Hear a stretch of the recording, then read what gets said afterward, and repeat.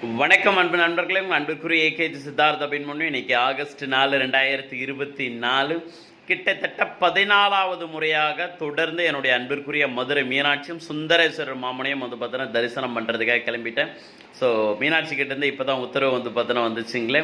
இன்றைக்கி விசேஷமான ஆடி அமாவாசை. அது மட்டும் இல்லாமல் பாண்டிச்சேரியுடைய முதலமைச்சர் மரியாதைக்குரிய திரு ரங்கசாமி தாத்தா அவர்களுக்கு இன்றைக்கி பிறந்த நாளும் பார்த்தீங்கன்னா கூட இந்த அற்புதமான ஒரு நன்னாளில் பார்த்தீங்கன்னா என்னோடய அன்பிற்குரிய மதுரை மீனாட்சியும் சுந்தரேஸ்வர மாமனையும் தரிசனம் பண்ணுறது ரொம்ப ரொம்ப சந்தோஷங்கள். நிறைய பேர் கேட்டிருந்தாங்க, ஏன் சார் மீனாட்சியே பிடிச்சிட்டு பார்த்தீங்கன்னா உட்காந்துருக்கீங்க அப்படின்னு சொல்லிட்டு.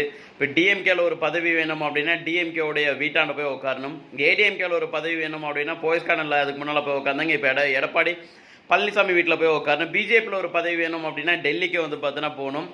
ஸோ எனக்கு தேவையான பதவி பார்த்தீங்கன்னா வாங்கினா என்னுடைய தலைமை மதுரை மீனாட்சி தான். ஸோ அவகிட்ட பார்த்தீங்கன்னா வந்தாச்சு, பதவியை வாங்கிட்டு தான் போவேன்.